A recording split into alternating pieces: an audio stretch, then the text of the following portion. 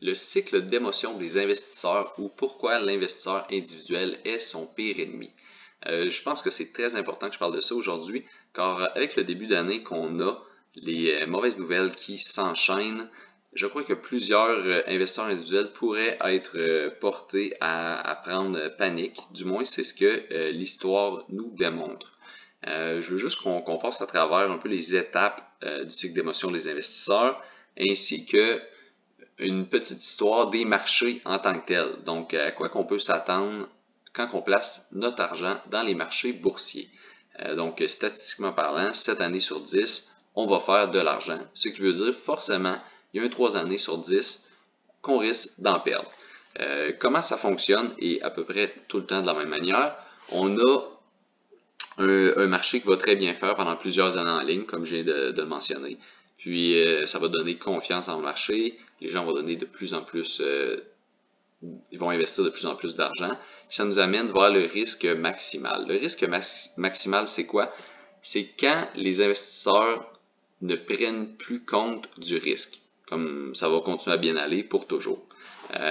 Si on regarde ça à tête reposée, on était peut-être là il y a environ un an, 8 à 12 mois passés, et plus précisément dans le secteur des technologies. C'est vraiment là qu'il y a eu une grosse déconnexion là, de la possibilité que ces entreprises-là fassent vraiment un profit et que les gens sont prêts à payer très cher pour ce type d'entreprise-là.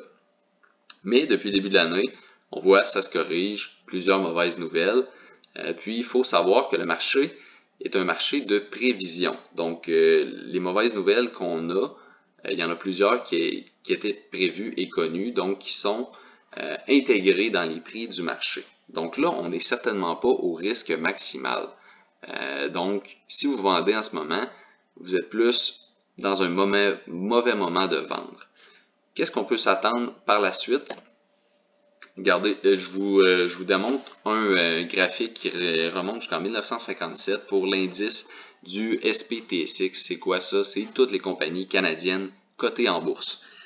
Si on observe, c'est pas, il n'y a rien qui peut être quantifiable exactement. Là, on le voit, il y a des périodes qui sont distinctes. Ça monte très rapidement, puis ça descend par la suite un petit peu. Ça, c'est quoi? C'est le risque. Pourquoi ça monte comme ça? C'est qu'il n'y a rien de garanti à 100%. Donc, tu es rémunéré et tu es très bien rémunéré pour prendre un risque avec des actions. Je vais juste lire la moyenne, ça parle de soi-même. Donc, les marchés haussiers ont une durée moyenne de 66 mois pour une progression moyenne de 162%. Et les marchés baissiers ont eu une durée moyenne de 11 mois pour un recul de 29%, un recul moyen. Donc, qu'est-ce que ça nous dit? C'est que dans la plupart des cas, dans la moyenne, en dedans d'un an, les choses sont retournées à la normale. Puis ici, là, on veut vraiment être pessimiste. Le pire scénario enregistré dans les derniers 100 ans, ça serait passé en 1930, dans les années 1930. C'était la Grande Dépression et ça a pris 3 ans avant de récupérer ses billes au complet. Donc, le pire scénario connu, en 3 ans, on était retourné à ce qu'on avait investi. Donc, ça, c'est les risques. Je pense que c'est bien important qu'on le normalise. Là. Donc, dans la carrière d'un investisseur, si vous investissez sur une période de 40, 50 ans, vous allez en vivre 4 ou 5. Donc, qu'est-ce qu'on vit en ce moment? On approche d'une correction. Dans le Nasdaq, on a eu... en fait, on est en correction dans le SP500, puis on est en termes de récession dans ce qui est les actions technologiques. Donc, le Nasdaq est à moins 21%. Mais ce type de marché-là, vous allez le vivre à 4 et 5 reprises. Puis là, il y a déjà une bonne partie de ce risque-là qui est déjà dans le marché. Les chutes ont déjà eu lieu. Comment on peut faire pour se protéger? On investit sur une base régulière. Donc, comme ça, on ne peut pas investir au pire moment. On investit un petit peu tout le temps. Puis, ce graphique-là, en haut à droite, est très intéressant, parce qu'il démontre une année qui a été très volatile, l'année 2020. Et si on avait investi un peu à tous les mois versus une seule reprise au début de l'année, il y avait une différence à la fin de l'année de 6,38% de rendement. Donc, c'est énorme et des achats périodiques, c'est ce que je recommande à tous de faire en ce moment. Comme ça, on profite du marché qui est à la baisse, Puis, donc, si ça remonte, on en a profité. Si ça continue de descendre, on en profite. C'est en rabais.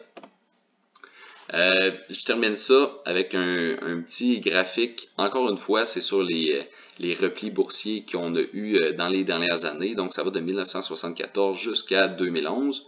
Et en bleu, vous avez les résultats après 1 an. En gris, vous avez les résultats après 3 ans. Et en vert, vous avez les résultats après 5 ans.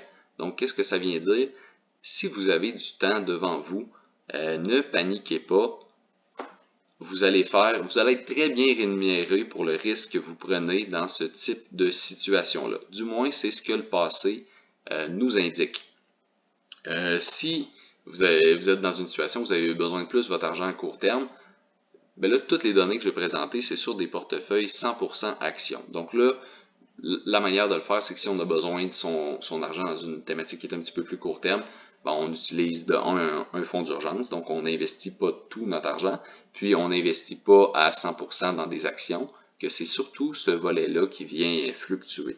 J'espère que je vous ai aidé, puis que je vous ai clarifié ces points-là, et que je vais vous avoir amené une valeur ajoutée à votre gestion de vos actifs. Si vous avez besoin d'aide ou de conseils, n'hésitez pas à me contacter. Je peux analyser ce que vous avez tout à fait gratuitement. Bonne journée, prenez soin de vous.